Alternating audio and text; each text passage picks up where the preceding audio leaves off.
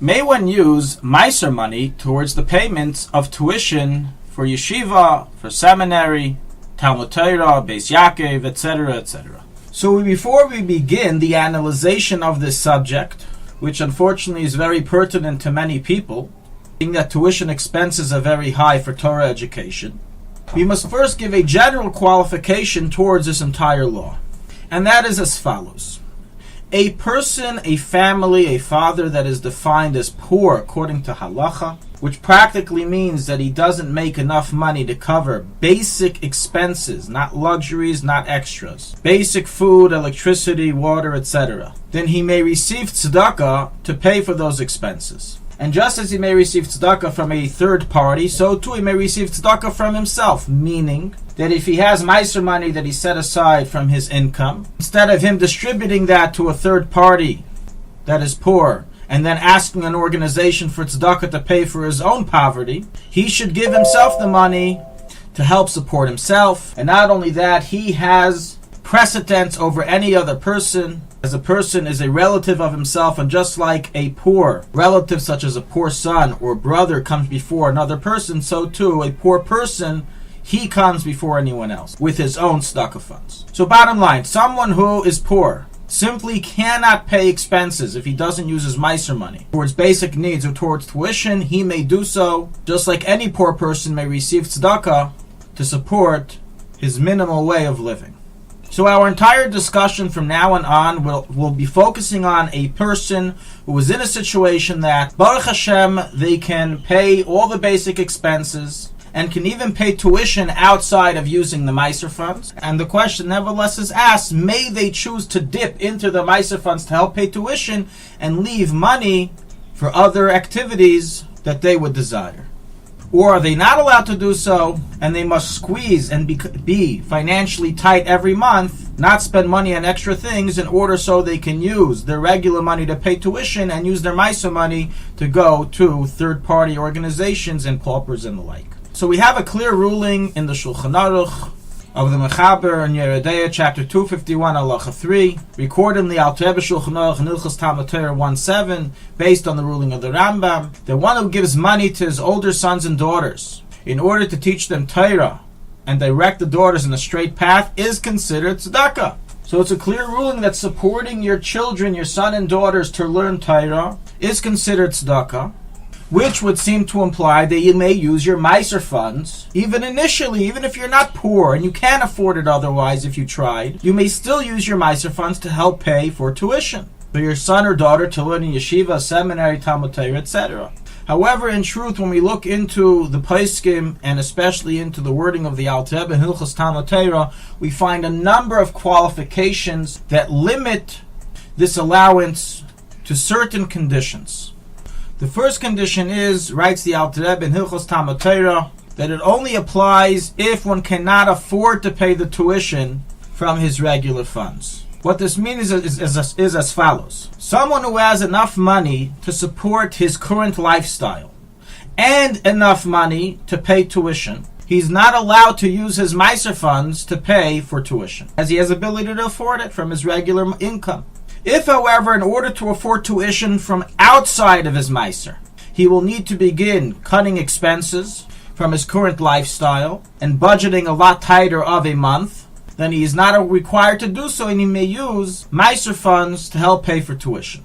This is different than the previous situation we discussed of a poor person, because here we're not discussing a poor person. We're discussing a person that wants to support his current lifestyle, whatever that may be, without cutting on expenses. In which case, if he can't afford to pay for tuition from his regular funds and keep his current lifestyle, he may use the Maaser money. What is the reason behind this qualification that he must be able to not afford it in order to use Maaser funds? This is based on a general rule which we discussed in the previous lesson regarding may one use Maaser money to fund a mitzvah rather than to fund a pauper. And the conclusion was, after the entire discussion and dispute amongst Poskim, the conclusion was that if one cannot afford to purchase this mitzvah otherwise, and the mitzvah is not an obligation upon him, then he may use Maaser money in order to purchase the mitzvah. And so too here, obviously it's a mitzvah to teach your children Torah and the correct path, send them to Torah institution. But since only if you can't afford do we allow you to use Maaser for mitzvahs, so to here, only if you can't afford do we allow you to use Maaser to fund your tuition. Even so, the Alter Rebbe now adds a second qualification, and that is the ideal practice. The above is from the letter of the law. If you can't afford, you can fund your tuition with Maaser money. However, the ideal practice, says the Alter Rebbe, is not to use any Maaser and Chaimish funds to pay for tuition, and rather to squeeze tight for a month or two, cut down on expenses so you can afford tuition from your regular income. Says the Alter Rebbe, one who does so is rewarded with more cash. As the Chachamim said, a person's income is decided in Rosh Hashanah except for his expenses of Shabbos and Yontiv and tuition for school, for Torah education. So a person who uses his regular money to pay for Torah education, Hashem will give him back that money. And not only that, he will give him back even more money. Thus, says the Alter Rebbe, one who does so is smart. He is a smart investor. He cuts back a little bit now to use his regular money to pay tuition, and then Hashem will repay him much more later on. Once again, from letter of the law, if you can't afford, you can dip into your Maaser funds to pay tuition. Qualification number 3. How much of the tuition can be deducted from Maaser if you can't afford it otherwise? So here the Alter Rebbe says an interesting statement. On the one hand, all the expenses necessary for facilitating Torah education of one's older children may be deducted from Maaser. However, the actual payment for the Rebbe teaching him Torah may not be deducted from Maaser or Chaimish. The Alter Rebbe here rules that what are you allowed to deduct from Maaser from tuition if you can't afford? It's only for room and board, or any expense that's not directly associated with paying the teacher who's teaching your student. However, the part of tuition that is allocated to pay the salary of the Rebbe or the salary of the Morah, that may not be deducted from Maaser. What's the reason? So the reason is because we said earlier that the entire het of using Maaser money to pay for a mitzvah is only when the mitzvah is not an obligation. However, to teach a son Torah is a mitzvah esim in a Torah upon a father for his whole life. So he's never allowed to use Maaser money to pay for a Malamed to teach his son. So rules the Alter Rebbe, and so rule many other poskim, the Beersheva, the Yerabah, and other Achreinim. Does everyone agree? The answer is no. You have poskim who hold that you may even use Maaser money if you can't afford to pay for the actual tuition that goes to the Malamed itself. Meaning you can deduct the entire tuition from Maaser if you can't afford. What's their reason? Their reason is because they hold that you're only obligated to teach your son the written Torah and not the oral Torah. And generally in yeshiva, etc., they're already past the stage of just learning Chumash, they're already learning Torah Shabbal Peh, and therefore you may pay the teacher to teach him those subjects. The Alter Rebbe holds differently. He holds that it is a mitzvah essay to teach a son even the oral Torah, and therefore even a teacher who teaches the oral Torah to one's sons may not be funded using Maaser money. Once again, as we've already qualified, this is in a case that a person can diminish expenses and use his regular funds to fund the Malamed. Well, even if he does so, he still can't afford to pay the Malamed, then he's considered a poor person and may use Maaser funds according to all. A fourth qualification is regarding the gender and age of the child. What gender may their Torah education be funded, and what age of a child's Torah education may be funded. So the poskim clearly write, the Mechaber, the Alter Rebbe, wants older sons, which the Shach on the Mechaber defines as a child of above 6 years old. Why? A child who is below age 6, a father is obligated to support him room and board. And therefore, the room and board that you pay for him to stay by a Malamed's house cannot be deducted from Maaser if he is below age 6. Practically, this is no longer done today anyways. But if he is above age 6, since the father is not obligated anymore to support him, therefore, when he goes to yeshiva, etc., if he is above that age, the room and board and other expenses other than the actual part of tuition that goes to the salary of the teacher may be deducted from Maaser if one can't afford it otherwise. What about a daughter? So the wording in the poskim is always older sons. Does that exclude a daughter? The answer is no. By a daughter, it's even more lenient. One may deduct the tuition of the Torah education of a daughter even below age 6, and even the money that goes towards the payment of the teacher itself. The reason is because there's no obligation on the father to teach his daughter Torah. It once again falls under the status of voluntary mitzvahs, which Maaser money can be used to fund.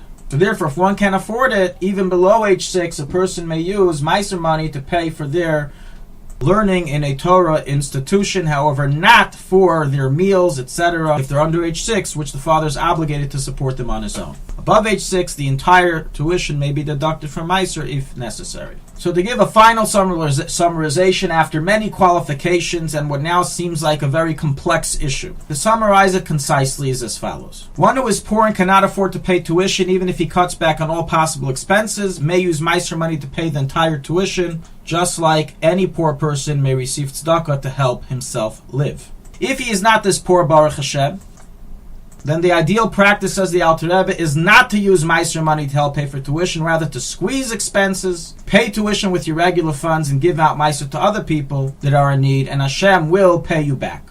However, from the letter of the law, one who does not desire to do so may use his Maaser money to pay tuition if the following conditions apply. Condition 1, you can't afford it otherwise, unless you start cutting back on expenses. If you can't afford it without cutting back on expenses, then you may not use Maaser to fund the tuition.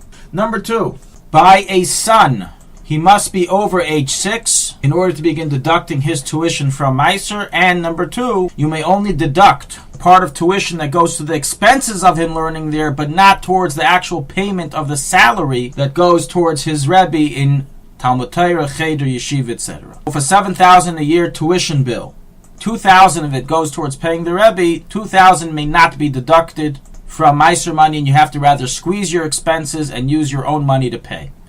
By a daughter, one may pay even the part of tuition that goes towards her Mora, her teacher, and deduct it from Maaser if one can't afford it otherwise. And this applies even before age 6. Over the part of tuition that goes towards food, etc., may not be paid using Maaser money when the daughter is still below age 6. May Hashem bless every Jewish family who sends their child to Torah education to have enough money that they should enter into the status that they're forbidden from using Maaser money to pay for tuition, because tuition costs will be so low and income will be so high, and the question will never be relevant again. Thank you for listening to Shulchanaruchharav.com. Our free services of making Torah knowledge available to the public depends on donors like you. Please help us continue our work through making even a small contribution at Shulchanaruchharav.com under the Daily Halacha Dedication section or in the subscription page. Also, check out our online courses and many sefarim available for purchase that will both enhance your Torah knowledge and help support our work.